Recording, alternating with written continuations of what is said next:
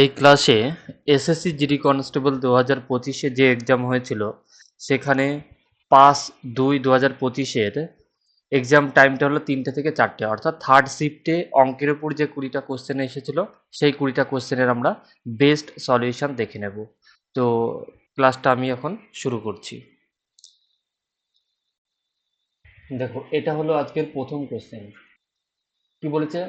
এই 3x² এবং 4xy এর তৃতীয় সমানুপাতি 48 হলে ওয়াই এর মান কত সেটা বার করতে হবে। ওয়াই এর এখানে পজিটিভ মানটা নিতে হবে, নেগেটিভ মান চাইনি আর কি। তো কি করব, এখানে দেখো এই 3x² ইজ টু 4xy এরকম লিখতে পারি। এবার ডবল ইজ টু দিয়ে এই 4xyটা আরেকবার হবে। তারপরে তৃতীয় সমানুপাতি বলেছে 48, তাহলে এইটা হবে 48।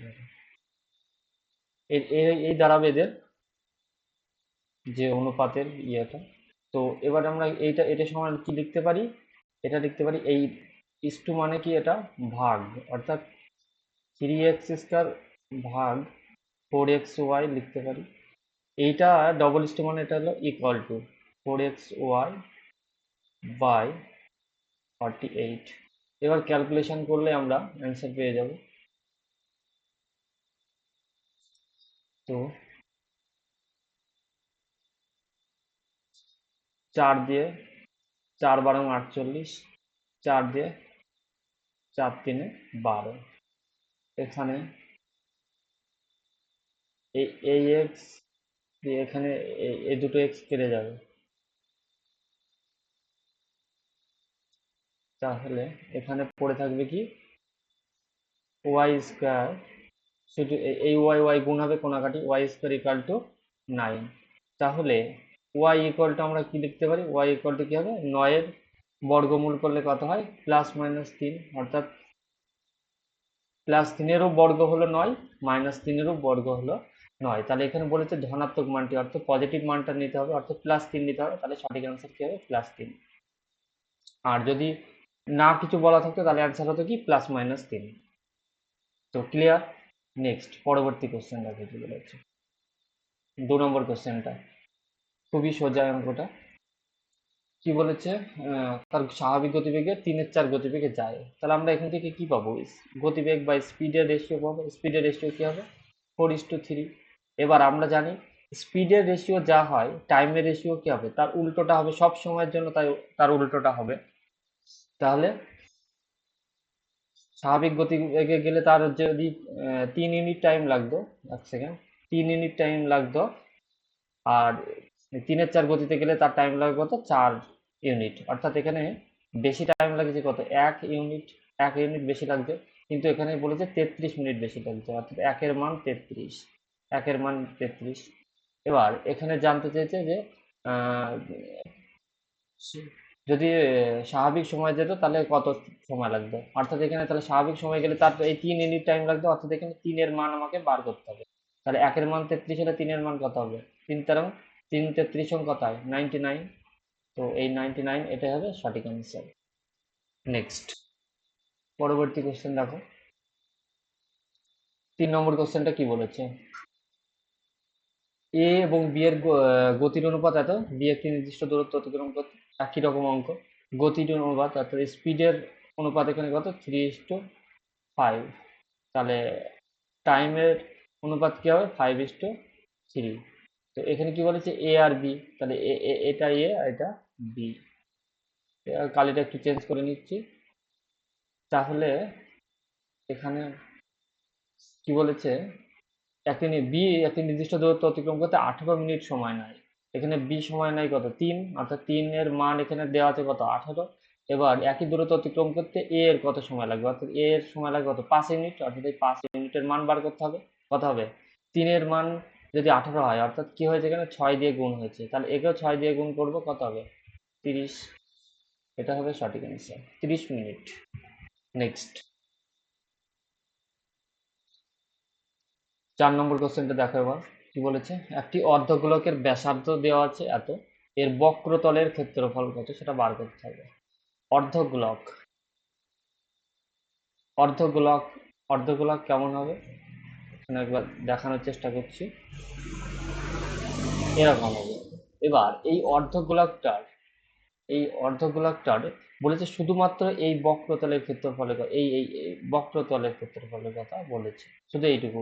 আর যদি সমগ্র তলের বলতো তাহলে এই এক সেকেন্ড, তাহলে এইটুকুর মানও বার করতে হতো, এইটুকু। কিন্তু আমাকে তো সেটা বলেনি, আমাকে শুধু বলেছে বক্রতলের ক্ষেত্রফল। তাহলে আমরা জানি কি এই এর ক্ষেত্রফল কি হবে, শুধু এইটুকু 2πr² হবে, 2πr²। আর যদি এটা গোলক হতো, গোলক হলে এর গোলকের সমগ্র তলের ক্ষেত্রফল কি হয়, 4πr²। আর এটা হবে 2πr²। তো এবার এই 2πr² এর মান বার করতে হবে। এবার পায়ের মান এখানে পাই রেখে দেবো, 2πr² বলতে এখানে 13, √13 এটা দুবার করে লিখতে হবে আর কি, 13√3 ইন্টু 13√3। এবার এটা ক্যালকুলেশন করলে অ্যান্সার হয়ে যাবে। দেখো কি হবে, এখানে পাই তো পাই থাকবে, আর এখানে কি বলেছে এই √3 গুণ করলে 3 হয়ে যায়, তাহলে 3 3 এই 3 আর এই 2, 3 আর 2 6, 6 আর এটা হয় 169। তাহলে 169 ইন্টু 6, 169 ইন্টু 6 করলে কত হয়, 6 9 54 4, 169 ইন্টু 6, এক সেকেন্ড, 6 9 54, এখানে লিখি 169 ইন্টু 6, তারপরে পাই, ঠিক আছে।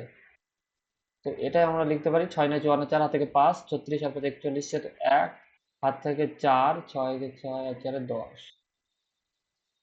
এটা হবে সঠিক অ্যান্সার। নেক্সট, পরবর্তী কোশ্চেন দেখো,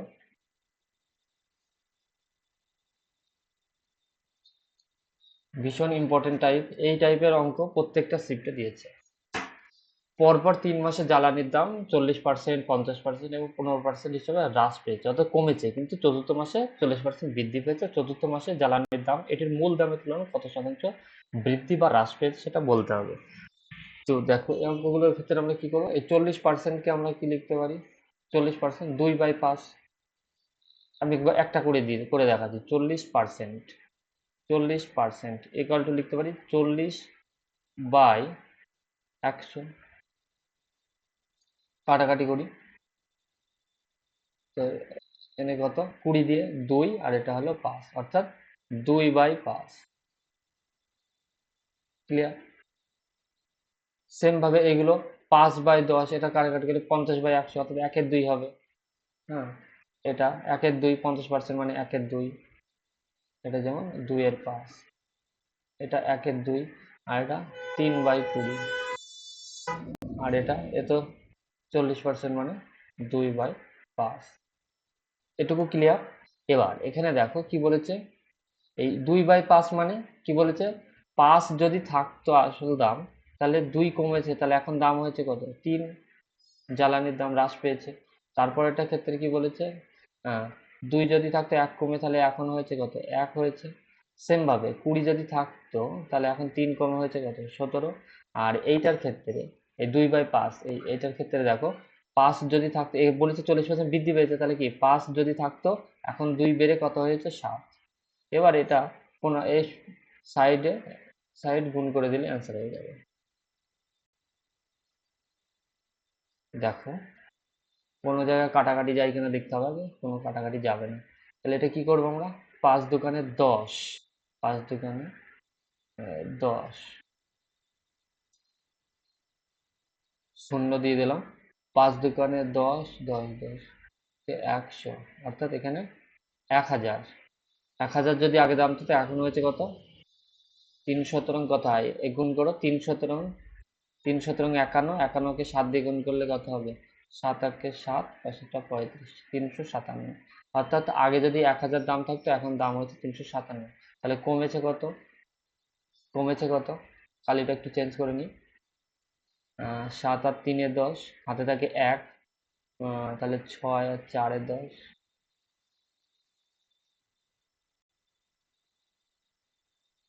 হাতে থাকে 1, 4 আর 6 10, হাতে থেকে 643 কমেছে। তাহলে এবার দেখো 643 কমেছে, এবার দেখো কত শতাংশ কমেছে তাই বলেছে। এখানে এই 643 কমেছে কত, 1000-এ। এবার কত শতাংশ বলেছে, তাহলে আমাকে 100 দিয়ে গুণ করতে হবে। এটা ক্যালকুলেশন করলে কি হবে, এই এখানে নিচে একটা শূন্য পড়ে থাকবে, এটা করা যাবে। তাহলে কত হবে, এই 643/10 মানে আমরা লিখতে পারি 64.3%, অর্থাৎ 64.3% হ্রাস পেয়েছে। এটা হবে সঠিক অ্যান্সার। ক্লিয়ার? নেক্সট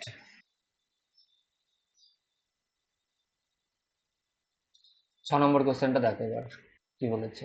যদি একটি নির্দিষ্ট অর্থরাশি 2 বছরে একই সুদের হারে সরল সুদ যদি 40 টাকা এবং চক্রবৃদ্ধি সুদ যদি 65 টাকা হয়, তাহলে মূল অর্থরাশির পরিমাণ কত সেটা আমাকে বার করতে হবে। তো এই অঙ্কের ক্ষেত্রে আমরা কি করব, সব থেকে বেস্ট মেথড যেটা সেটা দেখাচ্ছি। তো এখানে সরল সুদ আমরা দুটো বছর লিখে, এটা হলো প্রথম বছর আর তারপর এটা দ্বিতীয় বছর। তো এইখানে একটা বোঝার বিষয় যে সরল সুদের ক্ষেত্রে কি হবে, প্রত্যেক বছর সুদ একই পরিমাণে হবে আর কি। মানে 2 বছরের সরল সুদ যদি 20 টাকা হয়, তাহলে প্রত্যেক বছর প্রথম বছরে 20 টাকা সরল সুদ ছিল আর দ্বিতীয় বছরও 20 টাকা। কিন্তু চক্রবৃদ্ধি সুদের ক্ষেত্রে আবার কি, এই যে 20 টাকা প্রথম বছরে সুদ হলো, এই 20 টাকার উপরেও আবার সুদ হয়। তাহলে 20 দেখো এখানে দ্বিতীয় বছরের ক্ষেত্রে চক্রবৃদ্ধি সুদ হলে কত বেশি, এখানে দেখো 40-এর থেকে কত বেশি, এটা 25 বেশি। তাহলে এই 20-25%, 20 টাকার সুদ হলো 25 টাকা, এটা এই 20 টাকা, এই সেকেন্ড, এই 20 টাকার সুদ হলো এই 25 টাকাটা। ক্লিয়ার? এবার দেখো আমাকে কি বার করতে হবে, আমাকে বার করতে হবে মূল অর্থরাশির পরিমাণ। তাহলে দেখো এক্ষেত্রে আমরা যদি সুদের হারটা বার করে নিতে পারি, সুদের হার বার করে নিতে পারলে মূল অর্থরাশিটা পেয়ে যাব। সুদের হার কি করে বার করব, তাহলে এখানে এই 25 টাকাটা সুদ হয়েছে 20 টাকা, তাহলে 100 কত,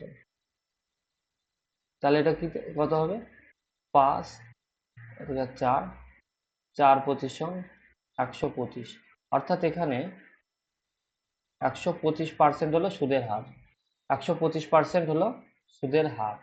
তাহলে এই আসল আসল আমরা ধরলাম পি, এই পির 125%-এর মান তো এটা 20,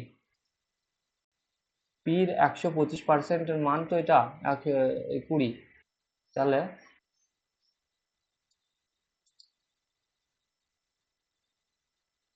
তাহলে এটা কত, পি ইন্টু 125/100 ইকুয়াল টু 20। এবার দেখো 5 আর এদিকে 4,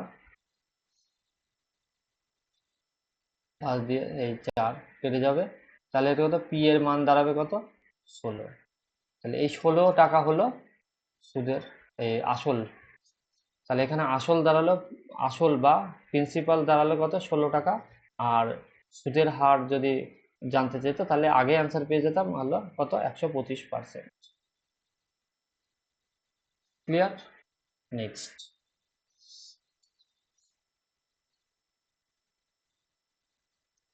7 নম্বর কোশ্চেনটা দেখো কি বলেছে। মুদ্রিত মূল্যের উপর 26% ছাড় দেওয়া হয়, দেওয়ার পরে 5টি ব্লুটুথ ডিভাইসের বিক্রয় মূল্য দাঁড়িয়েছে এত, তাহলে একটি ডিভাইসের হয় মুদ্রিত মূল্য হলো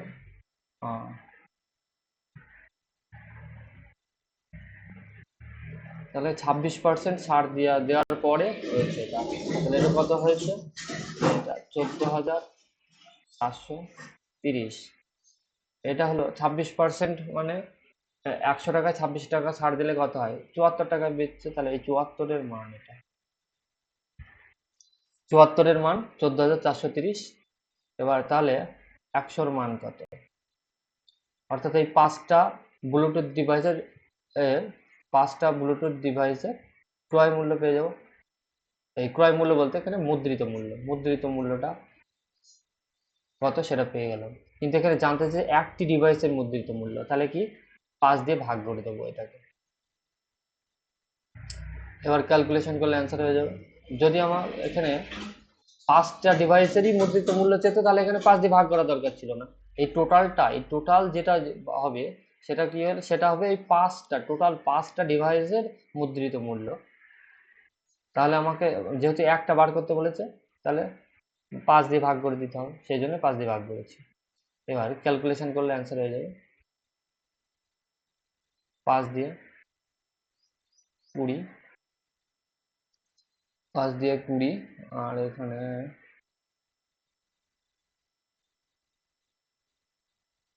74 দিয়ে একবারে যাবে এটা,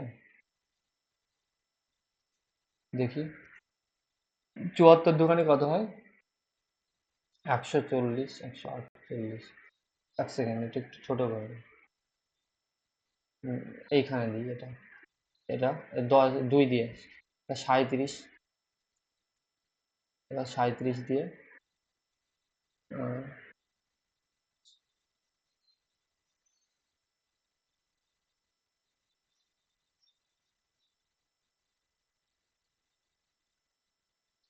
37 দিয়ে 3 দিয়ে দিই, 3 7 21 হাতের থেকে 3 7 21 হাত থেকে 2, 3 3 11, 3 111 হয়। হ্যাঁ, তাহলে 3 দিয়ে হলো 111, তাহলে 33 থাকলো, তাহলে 9 দিয়ে 9 7 9 63, 3 হাতে থাকে 6, 33। হ্যাঁ, 333 আছে, এটা 9 দিয়ে যাবে, আর এটা শূন্য আছে, তাহলে 390। হ্যাঁ, 390, আর এখানে 10 আছে, তাহলে টোটাল দাঁড়াবে কত, 3900।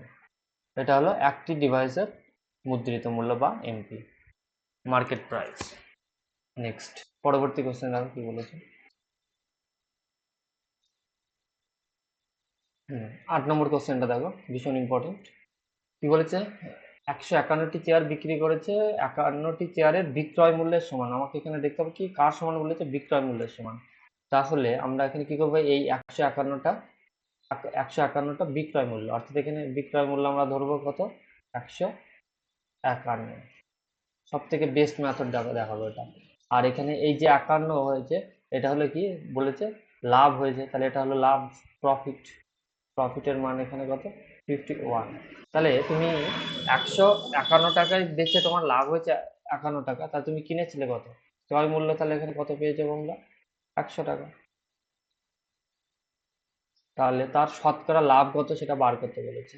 শতকরা লাভ অর্থাৎ এখানে লাভ হয়েছে, সবসময় লাভ আমরা বার করবো কিসে, ক্রয় মূল্যের উপর, উপর লাভ বার করবো। তাহলে এখানে দেখে বুঝতে পারছি এখানে এই 100 টাকায় কেনা থাকলে লাভ হচ্ছে কত, 51 টাকা। তাহলে লাভের পার্সেন্টেজ কত, 51%। কিচ্ছু করার দরকার নেই এখানে। নেক্সট, এটা হলো সব থেকে বেস্ট শর্টকাট মেথড। 9 নম্বর কোশ্চেনটা দেখ কি বলেছে। একটি গাড়ি যথাক্রমে 12 কিলোমিটার/আওয়ার, 18 কিলোমিটার/আওয়ার এবং 24 কিলোমিটার/আওয়ার আর 36 কিলোমিটার গতিতে 8 কিলোমিটারের পরপর 4টি দূরত্ব অতিক্রম করে।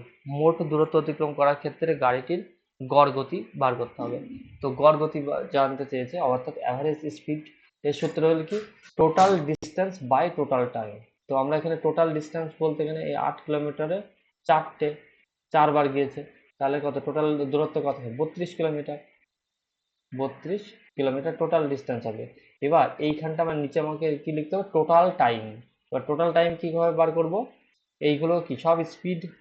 প্রথমে 8 কিলোমিটার গিয়েছে 12 কিলোমিটার/আওয়ার গতিতে, তাহলে সময় লাগবে কত, এই 8 কিলোমিটার যদি 12 কিলোমিটার/আওয়ার গতিতে যায়, তাহলে সময় লাগবে কত, 2 দিয়ে 4 দিয়ে 3, অর্থাৎ প্রথমে টাইম লাগবে কত, 2/3। তারপরেরটা, তারপরের 8 কিলোমিটার গিয়েছে কত, 18 কিলোমিটার/আওয়ার গতিবেগে, তাহলে টাইম লাগবে কত, কাটাকাটি করলে 2 দিয়ে 9 এক সেকেন্ড, 2/9 হবে।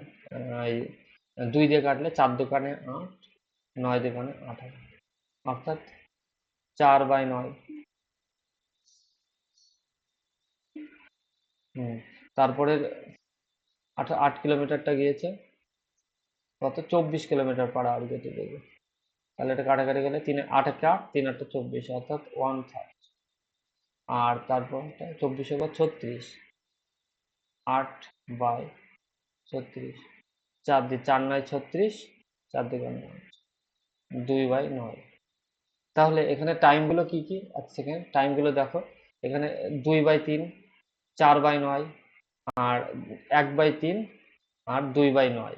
তাহলে এইগুলো সবগুলো আমাকে যোগ করলে টোটাল টাইম পেয়ে যাবো। সবগুলো যোগ করতে হবে আমাকে। এবার আমি এখানে যোগ করছি 2/3 প্লাস 4/9 প্লাস 1/3 প্লাস 2/9 যোগ করলে কত হবে? এদের লসাগু 3 আর 9 লসাগু কত হবে? 9 হবে। তাহলে 3 তিরিক্ষে 9, তাহলে 3 দোকানে 6 প্লাস 4 প্লাস 3 তিরিক্ষে 9, তাহলে 3 একে 3 প্লাস 2 কত দাঁড়াবে? 10 আর 5-এ 15, 15/9 কাটাকাটি করলে 3 তিরিক্ষে 9, 3 5-এ 15, তাহলে 5/3 হলো টোটাল টাইম। তাহলে এটাকে আমরা একবারে 5/3 না লিখে এখানে নিচে 5/3 হতো, সেটাকে আমরা একবারে লিখে দেবো কত? এইখানে উপরে চলে যাবে 3টা। তাহলে এটা কত হবে অ্যান্সার? 3 দুখানে 6, 3 তিরিক্ষে 9, 96/5। এর দশমিকে পরিণত করলে 5 19 95.5, 2 এক সেকেন্ড, 5 2 10, 19.2 হবে সঠিক অ্যান্সার। এটা হলো বেস্ট মেথড। তো এখানে সঠিক অ্যান্সার কি? এই 19.2। এটা ক্লিয়ার? নেক্সট পরবর্তী কোশ্চেন।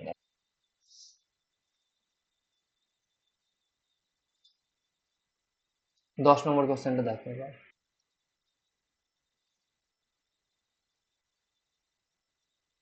10 নম্বর কোশ্চেনটা কি বলেছে? 4 জন পুরুষ এবং 3 জন মহিলা একটি কাজ 6 দিনে শেষ করে। 5 জন পুরুষ এবং 7 জন মহিলা একই কাজ 4 দিনে শেষ করে। 8 জন পুরুষ এবং 6 জন মহিলার ওই কাজ শেষ করতে কত দিন সময় লাগবে? কত সময় লাগবে সেটা বলতে হবে। তো এই অঙ্কের ক্ষেত্রে আমরা কি করব? তো আমরা এই পুরুষ আর মহিলার কাজ করার ক্ষমতা, একদিনে কাজ করার ক্ষমতা বা এফিসিয়েন্সি বার করতে হবে। তো আমরা ধরে নিলাম প্রত্যেকজন পুরুষের কাজ করার এফিসিয়েন্সি হলো কত? এম, আর মহিলাদের ডাব্লু। তাহলে 4 জন পুরুষের টোটাল কাজ কত করবে? 4 জন পুরুষ 4m প্লাস 3 জন মহিলা 3w।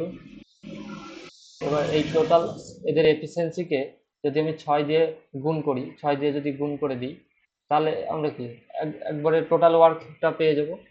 সেম ভাবে আবার 5 জন পুরুষের টোটাল এফিসিয়েন্সি কত? 5m প্লাস 7 মহিলা বলেছে একই কাজ কদিনে শেষ করে? 4 দিনে। এবার এটাকে আমরা যদি 4 দিয়ে গুণ করে দিই, তাহলে এটাও আমরা কি টোটাল ওয়ার্ক পেয়ে যাব। তাহলে এই দুটোই তো সেই একই, এক টোটাল ওয়ার্ক দুটোই, তাহলে এই দুটোর মান সমান। এটা সমাধান করলে আমরা একজন পুরুষ আর একজন মহিলা কাজ করার ক্ষমতা বা একদিনে কাজ করার ক্ষমতা বা এফিসিয়েন্সিটা পেয়ে যাব। তাহলে খুব সহজে আমরা করতে পারি। এবার দেখো কি করবো। এখানে কাটাকাটি করে ছোট করে নিই 2 দিয়ে। 2 দোকানে 4, 3 দোকানে 6। এবার 3 দিয়ে গুণ করবো, কত হবে? 3 4 12, 12m প্লাস 9w, এটা 10m প্লাস 14 হবে। এক সেকেন্ড, 7 দোকানে 14, 14w। তাহলে এখানে কি মেল দেখো, 10m যদি এদিকে আসে তাহলে এদিকে পড়ে থাকবে 2m, তাহলে ইকুয়াল টু এদিকে 9 ওয়ান এদিকে চলে গেলে তাহলে এখানে পড়ে থাকবে কত? 5 ওয়ান। তাহলে m/w ইকুয়াল টু আমরা লিখতে পারি কি হবে? যার সঙ্গে যেটা m এর মান বার করব, তাহলে w এর সঙ্গে যেটা আছে সেটা হবে m এর মান। আবার সেম ভাবে w এর মান বার করব, তাহলে m এর সঙ্গে যেটা আছে সেটা হলো w এর মান। তাহলে এবার এখান থেকে দেখো, এখানে এই তাহলে পুরুষগুলোর কাজ করার এফিসিয়েন্সি বা একদিনে কাজ করার ক্ষমতাটা কি? 5, আর মহিলাদের 2। ক্লিয়ার? এবার এখান থেকে এই যে কোনো একটা সমীকরণে আমরা এম আর ডাব্লিউর মান বসিয়ে দিলে, অর্থাৎ ওদের মহিলা আর পুরুষের কাজ করার ক্ষমতা বসিয়ে দিলে আমরা টোটাল ওয়ার্ক পেয়ে যাব। আমরা এই প্রথমটা দিয়ে কাজ করব, প্রথমটা দিয়ে করে দেখি। প্রথমটা দিয়ে করলেও হবে, দ্বিতীয়টা দিয়ে করলেও হবে। এখানে কি বলেছে? 4m, 4m বলতে 4 5 20 হবে, তাহলে 20 প্লাস এখানে 3w, 3w বলতে 3 দোকানে 6 হবে, ইন্টু ইন্টু 6 করে দিলে আমরা টোটাল ওয়ার্ক পেয়ে যাব। কত হবে? তাহলে কত 26/6 একবারে করলে কত হবে 6×6 = 36 হয়, হাতে থেকে 3, 6 2 12 আর 3 15, 156। তাহলে 100 আমাদের টোটাল কাজ হলো কত 156। 156 এটা হলো টোটাল ওয়ার্ক। টোটাল ওয়ার্ক এটুকু ক্লিয়ার। এবার এইখানে দেখো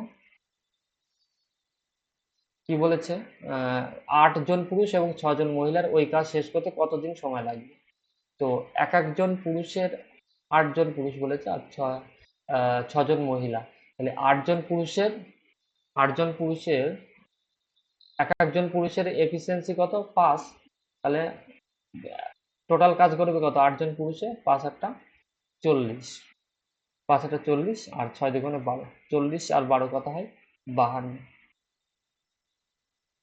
এই 52 দিয়ে ভাগ করলে আমরা যে টোটাল কত টাইম লাগবে সেটা পেয়ে যাবো। তাহলে এটা একবারে 3 দিয়ে কাটাকাটি যাবে, অর্থাৎ 3 2 6, 3 5 15, অর্থাৎ 3 দিনে এই 8 জন পুরুষ আর 6 জন মহিলা ওই কাজ শেষ করতে পারবে। তো 1 নম্বর অপশন একদম সঠিক অ্যান্সার। তো ক্লিয়ার। নেক্সট, যদি কেউ কোথাও না বুঝতে পারে অবশ্যই আমাকে কমেন্টস করে জানাবে, আমি তাকে আরো ভালো করে বুঝিয়ে দেবো। নেক্সট 11 নম্বর কোশ্চেনটা দেখো, সরল অঙ্ক, খুবই সোজা। এটা কি করতে হবে আমাকে, বদমাস রুল ইউজ করতে হবে। অর্থাৎ প্রথমে আগে ব্র্যাকেট থাকলে ব্র্যাকেটের কাজ, তারপরে অফ বা এর কাজ, তারপরে ভাগ, গুণ, যোগ, বিয়োগ।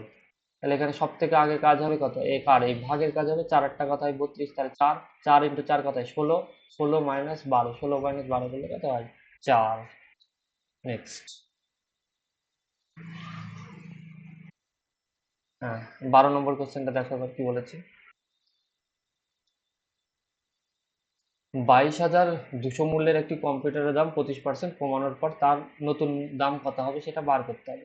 25% মানে আমরা কি লিখতে পারি, 25% একটু ভেঙেই দেখাচ্ছি, পরীক্ষার ক্ষেত্রে এটা তোমাদের ভেঙে করার কোনো দরকার নেই, আমি তোমাদের বোঝানোর সুবিধার্থে এটা করছি। 25/100 লিখতে পারি, এটা কাটাকাটি করলে 5 5 25, 5 কুড়ি, তো 1 সেকেন্ড একবারে চলে যাবে এটা, একবারে চলে যাবে। 25 1 25, 4 25 100, অর্থাৎ 1/4। 25% মানে আমাদেরটা মুখস্থ রাখতে হবে, 25% মানে 1/4। তাহলে কি 1/4 বলতে কি বোঝায়, জিনিসটার দাম যদি, কালিটা একটু চেঞ্জ করে নিই, জিনিসটার দাম যদি এই সবসময় নিচেরটা বেস মান ভারত দিতে হবে নিচেরটাকে, অর্থাৎ জিনিসটার দাম যদি 4 টাকা হয়, 4 টাকা হয়, তাহলে 1 টাকা এইটা উপরে বলছে কমেছে এখানে, তাহলে এই 1 টাকা এই কমবে, 1 টাকা কমে জিনিসটার দাম হবে কত, তাহলে জিনিসটার দাম হবে 3 টাকা। ক্লিয়ার। তো বলেছে এত মূল্যের একটি কম্পিউটার দাম 25% কমানোর পর নতুন মূল্য কত হবে। তাহলে এইখানে 22,200, 22,200 হলো 4-এর মান, তাহলে এই জিনিসটা কমে দাম হবে কত 3 টাকা আমাদের হিসাবে, অর্থাৎ 3-এর মান বার করলে হয়ে যাবে, কাটাকাটি করো 4 দিয়ে, 4 5 20, 4 5 4 5 20, 4 5 20, শূন্য। তাহলে কত হবে 0, 15-র 5, হাতে থাকে 1, 15 16 6, হাত থেকে 1, 16,650। 1 সেকেন্ড, 16,650, এটা হবে সঠিক অ্যান্সার। নেক্সট 13 নম্বর কোশ্চেনটা দেখো কি বলেছে। যদি একটি নির্দিষ্ট অর্থরাশির বার্ষিক 4% হারে সুদের হার 3 বছরে প্রাপ্ত চক্রবৃদ্ধি এবং সরল সুদের পার্থক্য 228 টাকা হয়, তবে মূল অর্থরাশির পরিমাণ কত সেটা বার করতে। এটা অনেকভাবে করা যায়, সাকসেসিভ মেথডে করলে হবে। তো 4%-এর 3 বছরের সাকসেসিভ মানটা বার করে নিতে হবে, কত হবে, এর একবারে বার করলে 4%-এ 3 বারের ক্ষেত্রে কি হবে, 3 বারের ক্ষেত্রে যদি এখানে এ বি সি তিনটে আলাদা আলাদা থাকতো তাহলে কি হতো, এরকম হতো A plus B plus C, successive ইন্টারেস্টটা বার করতে সূত্র দেখাচ্ছি, তারপরে কি হয় A B plus B C plus C A by 100, plus A B C by 10,000, এটা হতো। এটা হলো সূত্র। এক্সেলেন্ট। এটা হলো সূত্র। এই তিনটে যখন এই সাকসেসিভ বার করা শর্টকাট সূত্র এটা। এখানে যেমন 4% বলেছে, এরকম ভাবে যদি আলাদা আলাদা দিত, একটা যদি প্রথম বছরে যদি 4%, দ্বিতীয় তারপরে 5%, তারপরে 6%, এদের যদি টোটাল সাকসেসিভ রেট বার করতে হতো, তাহলে আমরা এরকম ভাবে এই সূত্র দিয়ে করতে পারবো। এবার এখানে বলেছে সুদের হার 4% করে প্রত্যেক বছর, সেই 3 বছরই একই, মানে এর মানও 4, বির মানও 4, সির মানও 4, তাহলে আমরা 3×4 = 12 লিখতে পারি। এটা এটা এটা 12 প্লাস এখানে কত, 4 এ আর বি মানে কত, 4×4 = 16, তাহলে 3×16 = 48 লিখতে পারি। 48, তাহলে 0.48 প্লাস, আর এটা কত, 4×4 = 64, তাহলে 64-র এখানে 10,000 আছে, তাহলে 10,000 হলে 64 তো দুটো ঘর, তার আগে দুটো ঘর দুটো দশমিক দিয়ে, তাই না, দশমিক 0.0064, আর টোটাল এখানে কত হবে, টোটাল চক্রবৃদ্ধি সুদ কত হবে, টোটাল সাকসেসিভটা যেটা 12.4864, এটা হলো এত পার্সেন্ট, এত পার্সেন্ট, এত পার্সেন্ট। এই এই এই পার্সেন্টেজ, এটাই হলো কম্পাউন্ড ইন্টারেস্ট। আর সরল সুদ কি হবে, সরল সুদ 3 বছরই একই হবে, 3×4 = 12 টাকা, 12 টাকা হবে, বা 12% হবে সরল সুদ। আর 100% বা এই ক্ষেত্রে মানে মূল অর্থরাশি, অর্থাৎ এখানে আসল প্রিন্সিপাল কত, এখানে প্রিন্সিপাল এখানে কত, 100 বা 100%। ক্লিয়ার? তাহলে এখানে দেখো, এই এখানে এই চক্রবৃদ্ধি সুদ আর সরল সুদের পার্থক্য কত হচ্ছে 0.4864, এখানে দেওয়া আছে কত, 228, তাহলে এই 228 কার মান, এই 0.4864 এর মান আমাকে কি বার করতে হবে, এখানে বলেছে তাই মূল অর্থরাশির পরিমাণ। মূল অর্থরাশির পরিমাণ কত, এখানে 100। ক্লিয়ার? এবার এটাকে ক্যালকুলেশন করলে অ্যান্সার পেয়ে যাবে।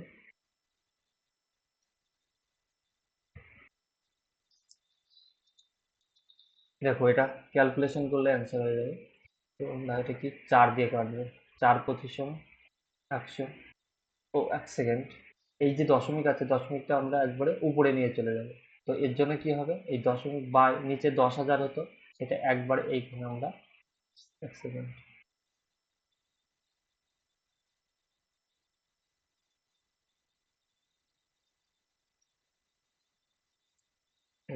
একবারে এটা 10,000 হবে। তো এই দশমিকটা তুলে দেবো এখানে, দশমিক তোলার জন্য উপরে 10,000 হয়ে গেল। নেক্সট, এবার কাটাকাটি করলে অ্যান্সার হয়ে যাবে। এইখানে আমি যদি 4 দিয়ে কাটি, 4×25 = 100, তো এটাকে 4 দিয়ে, 4×40, 464, 4 দিয়ে, এটাকে 4 দিয়ে কাটলে 4×5 = 20, 4×7 = 28, এটাকে 4 দিয়ে, 3×4 = 12, 4×4 = 16, 4×4 = 16, 3×4 = 12, ঠিক আছে, 3 দিয়ে আবার 4 দিয়ে যাবে, এটা 4 দিয়ে, 4×25 = 100, তারপরে দুটো শূন্য, আর এটা 4 দিয়ে, 4×7 = 28, 4×6 = 24। এবার 1 সেকেন্ড, হ্যাঁ 19 দিয়ে, 3×19 = 57, 19 দিয়ে, 4×19 = 76, 4,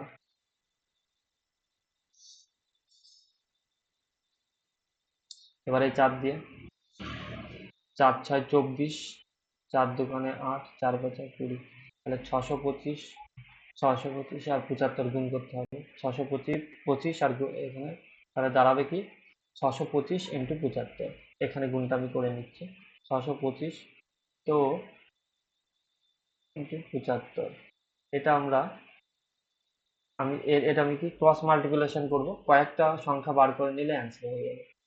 তো কি করব, এখানে কি করতে হবে, 5×5 = 25 5, হাতে থেকে 2, 5 × 37, 8×10 = 47, 7, হাত থেকে 4, তাহলে 4 হাত থেকে 4 30, 34 আর 14, 34 আর 14 38, 48 8, তাহলে লাস্টে 875 হবে, লাস্টে 875 একটাই আছে, 875 আরগুলোই নেই, তাহলে এটাই হবে সঠিক অ্যান্সার, আর কিছু করার দরকার নেই।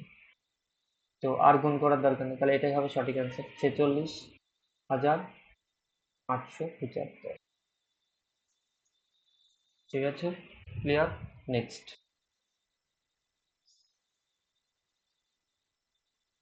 আর এই অঙ্কটার ক্ষেত্রে দেখি ডিজিটাল সাম ইউজ করলে হতো, এই গুণটা এত বড় গুণ করার দরকার নেই, ডিজিটাল সাম ইউজ করলে হয়ে যেত।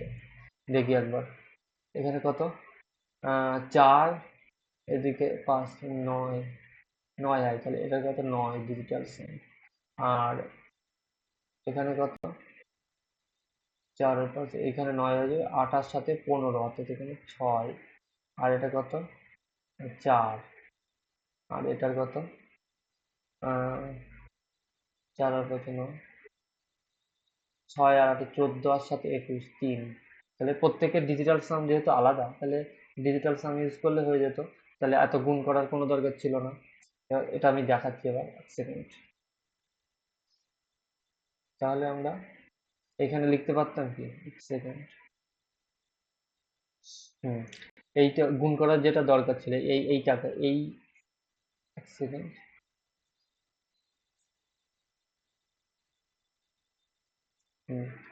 এই মানটাকেই আমরা নিচে লিখছি, কত, 228.4864 ইন্টু 100।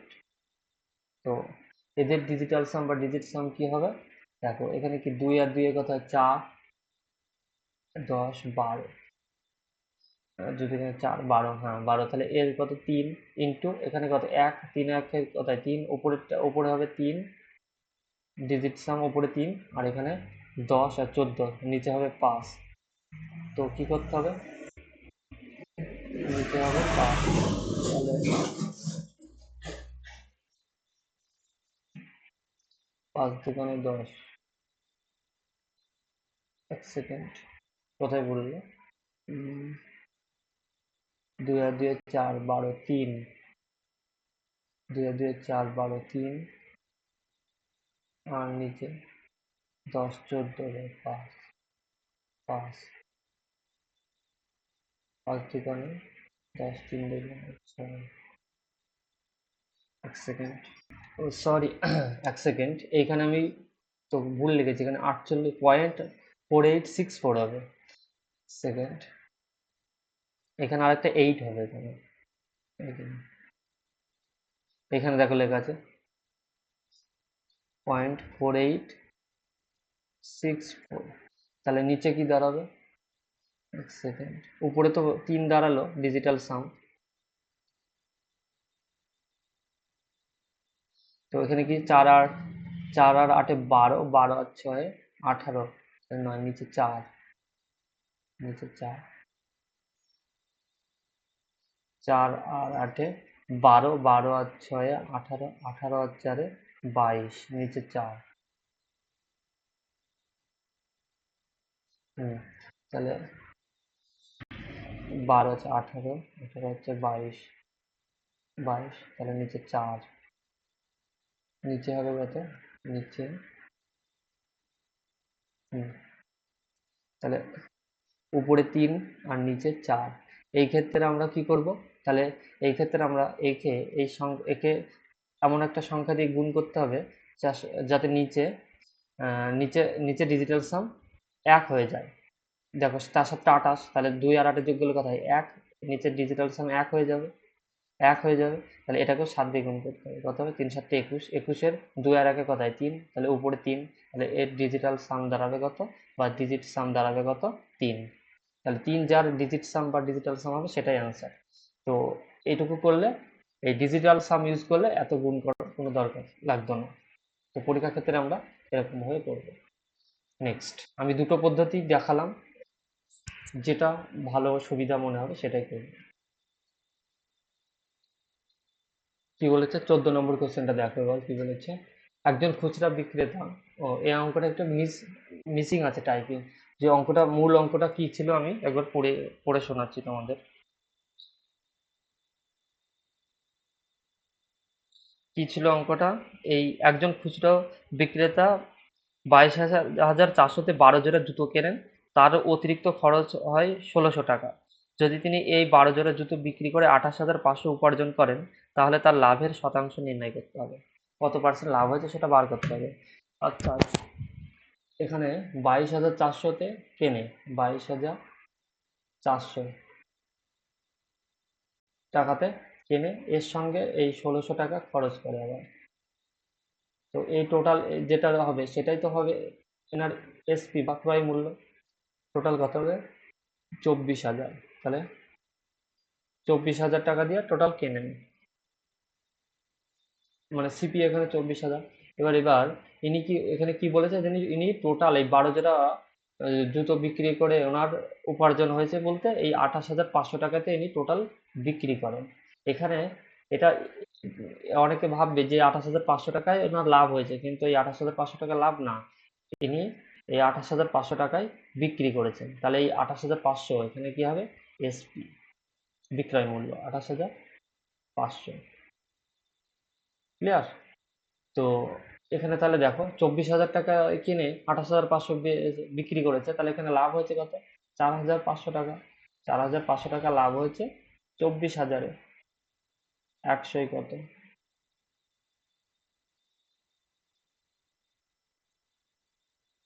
100 কত? ক্যালকুলেশন করব। 1 2 3, 1 2 3, তিনটে শূন্য কেটে দিলাম। তো এটা 2 দিয়ে 5 দোকানে 10, 2 দিয়ে 12, 3 দিয়ে 3 চারা 12, 3 15 45, 5 15 75, 75/4, 4 18, 72.72। তাহলে 3 দিয়ে 4 7 28, 5 4 20, তাহলে 18.75% হবে সঠিক অ্যান্সার। নেক্সট, এখানে টাইপিংটা একটু মিসপ্রিন্ট হয়েছিল। কি বলেছে? এত এত দ্বারা পুনরাবৃত্ত 3 অঙ্কের সর্বোচ্চ সংখ্যা যদি এক্স হয়, তাহলে এক্স এর অঙ্কগুলির সমষ্টি কত সেটা বার করতে হবে। তাহলে এই ক্ষেত্রে আমরা কি করব? এই 12, 20 আর 25-এর আমরা কি করতে হবে? আমাদের লসাগু বার করতে হবে। তাহলে লসাগু বার করতে হলে কি করবো? আমরা এই 12-কে প্রাইম ফ্যাক্টরাইজেশন করতে হবে। 12 সমান আমরা লিখতে পারি 2 দিয়ে যদি ভাগ, 2 4 4 3 12, তাহলে 2 স্কোয়ার ইন্টু 3। তারপরে 20, 20-তে আমরা লিখতে পারি 4 5 20, 4 5 20, অর্থাৎ 4 কি এখানে 2 এর পাওয়ার, এখানে 4 লেখা যাবে না, এখানে 2 এর পাওয়ার লিখতে হবে, 2 এর স্কোয়ার ইন্টু 5। সেম ভাবে 25 সমান 25 5 স্কোয়ার। ক্লিয়ার? এটা 4 5 20। হ্যাঁ, এবার এদের লসাগু কি হবে? এলসিএম কি হবে? এলসিএম 2 এর সর্বোচ্চ পাওয়ার কত আছে? স্কোয়ার ইন্টু 3 এর সর্বোচ্চ পাওয়ার 1 আছে, আর 5 এর 2।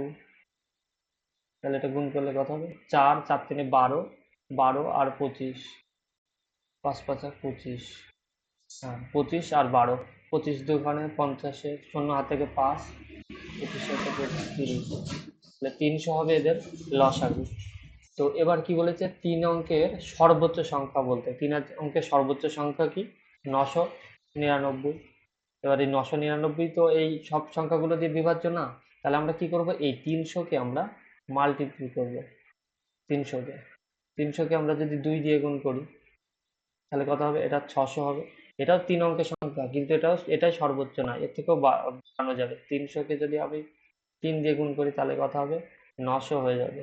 আবার 300-কে যদি আমি 4 দিয়ে গুণ করি তাহলে আবার কত হবে? 1200। 1200, দেখো এটা আবার 4 অঙ্কের সংখ্যা হয়ে যাচ্ছে। তাহলে এটা হবে না, কিন্তু এটাই হলো হাইয়েস্ট সংখ্যা 3 অঙ্কের, যা এই প্রত্যেকটা এই 12, 20 আর 25 দ্বারা পূর্ণ বিভাজ্য। তাহলে তাহলে এই যে সংখ্যাটা কি হলো, সংখ্যাটা হলো 900। তাহলে এই সংখ্যার ডিজিটগুলো যদি যোগ করি তাহলে কত হবে, 9 0 0 যোগ করলে কত হয়, 9 প্লাস 0 প্লাস 0 সমান 9। তো এটাই হবে সঠিক অ্যান্সার। নেক্সট 16 নম্বর কোশ্চেনটা দেখো কি বলেছে।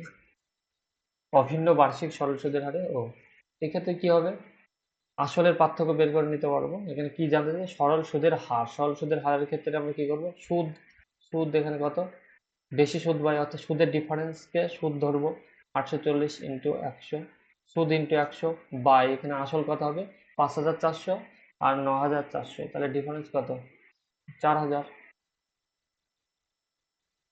এদের আসলের ডিফারেন্স, যেমন সুদের ডিফারেন্স নিয়েছি সেম ভাবে আসলের ডিফারেন্স নিলাম। এবার এখানে সময় দেওয়া আছে 3 বছর, তো আমি এবার ক্যালকুলেশন করলেই কি পেয়ে যাবো, সুদের হার পেয়ে যাব। তাহলে কি হবে, এটা 3টে শূন্যকে এটা দেবো, 1 2 3, 1 2 3, 4 দিয়ে 21, 3 দিয়ে 7, 3 7টা 21, 7 হবে সঠিক অ্যান্সার। নেক্সট পরবর্তী কোশ্চেন দেখো, 17 নম্বর কোশ্চেনটা সরল অঙ্ক, এটা খুবই সোজা। কি করতে হবে, এখানে ব্র্যাকেটের মধ্যে কাজ আগে করবো। এখানে কত 8 থেকে 4 বিয়োগ করলে 4 হয়, তাহলে 4 আর 4 কেটে যাবে, তাহলে এখানে 19 পড়ে থাকবে। এখানে 3 3 14 42, তাহলে 14 আর 19 যোগ করলে কত হয় 19 23 33, 33 আর 6 7 42, 6 ইন্টু 33 গুণ করলে কত হবে 318, 8 হাত থেকে 198, এটা হবে সঠিক অ্যান্সার। নেক্সট 18 নম্বর কোশ্চেনটা দেখো এবার কি বলেছে। 18 নম্বর কোশ্চেন, একটি শ্রেণীর 39 জন শিক্ষার্থীর গড় বয়স হলো 39 বছর, অর্থাৎ 39 জন স্টুডেন্টের গড় বয়স কত দেওয়া আছে 39। একজন শিক্ষক বয়স অন্তর্ভুক্ত করা হলে পুরো শ্রেণীর গড় বয়স 40 হয়ে যায়, পুরো শ্রেণীর গড় বয়স 40 হয়ে যায়। এই একজন টিচার যখন চলে আসে তখন গড় বয়স কি হয়ে যায় 40 হয়ে যায়। এই অঙ্কগুলো শর্টকাটে করতে হলে কি করবো, এখানে 39 থেকে 40 হয়ে গেছে, অর্থাৎ প্রত্যেকের তাহলে এক এক করে বেড়েছে প্রত্যেকের 39 জন শিক্ষক, তাহলে এখন টোটাল কতজন, এখানে আগে তো 39 জন ছিল, মানে প্রত্যেকের গড় তো আগে 39 ছিলই, প্লাস প্রত্যেকের এখন এক এক করে বেড়েছে, তাহলে বেড়ে কত হয়েছে 40, 40 বেড়েছে এক এক করে, তাহলে প্লাস 40। এই তাহলে শিক্ষককে তো 40 বছর বয়স আনতেই হয়েছে, প্লাস প্রত্যেকের এক এক করে নিজেকেও এক বাড়িয়েছে, প্লাস আর আগে যে 39 জন স্টুডেন্ট ছিল তাদেরও গড় এক এক করে বাড়িয়ে এখন গড় হয়ে গেছে কত 40। তো তাহলে এখানে 39 আর 40 যোগ করলে যা হবে, এক সেকেন্ড, হ্যাঁ 39 আর 40 যোগ করলে যোগ যেটা হবে সেটা হবে ওই শিক্ষকের বা টিচারের বয়স, তাহলে 79 হবে সঠিক অ্যান্সার।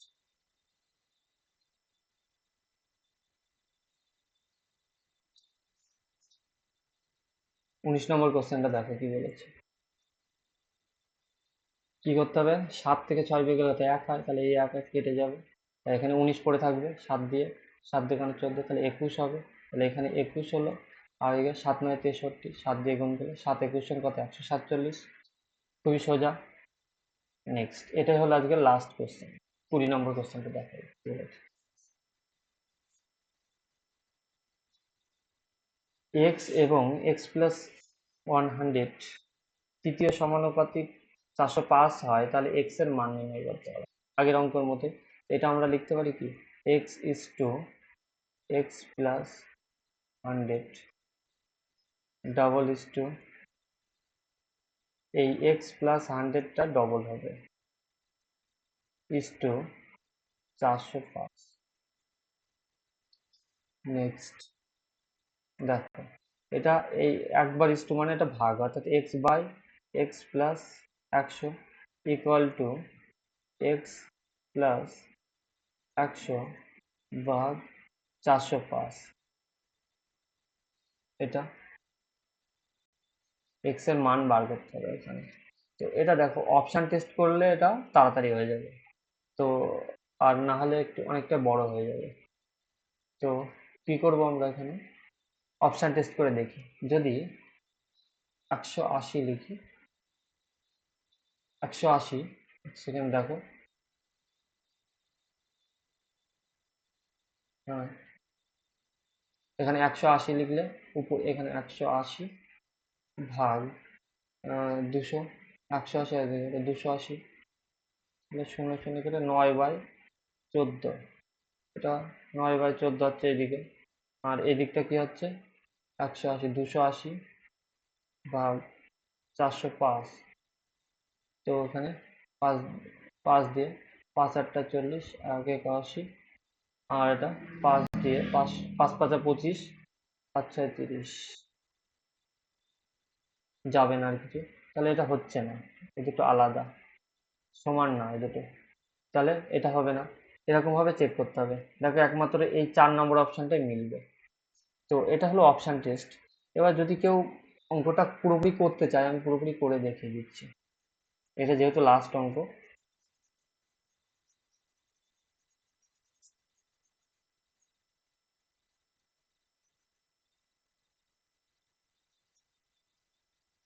দেখো কি হবে, এখানে এই এক্স আর 405 গুণ করলে কত হবে, 405 এক্স ইকুয়াল টু এই এক্স প্লাস 100 এর স্কোয়ার করতে হবে, তাহলে এটা কত হবে, A square plus B square সূত্র A x square plus 2 into 200, 200 x plus 100 এর স্কোয়ার করলে কত হয় 10,000, 10,000। তো 405 এক্স থেকে 205 এক্স বিয়োগ করলে কত, 205 এক্স পড়ে থাকবে ইকুয়াল টু, ও এক সেকেন্ড, এটা তো আরো বড় হয়ে যাবে, দেখি, এই সবগুলো, তো এইদিকে যদি নিয়ে যাই তাহলে এদিকে এক্স স্কোয়ার, আর এদিকে 405 যদি এইদিকে চলে আসে তাহলে মাইনাস 205 এক্স প্লাস 10,000, হ্যাঁ এটা ইকুয়াল টু কি 0।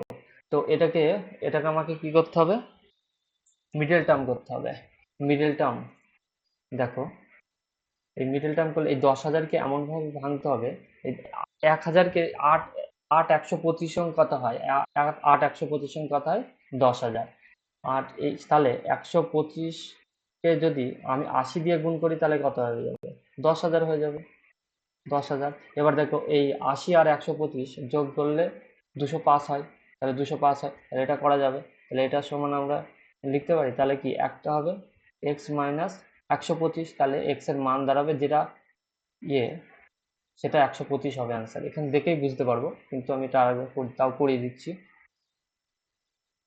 দেখো এই যে, হ্যাঁ এই এক্স এইদিকে নিয়ে আসছে, এটা এক্স স্কোয়ার, তারপরে এটা এটা লিখতে পারি কত, minus 125 x minus 80 x plus 10,000 equal to 0, বা এখানে এক্স কমন নিলে এক্স মাইনাস 125 পড়ে থাকবে, আর মাইনাস, এক সেকেন্ড, এখানে কত কমন যাবে, 8 কমন যাবে,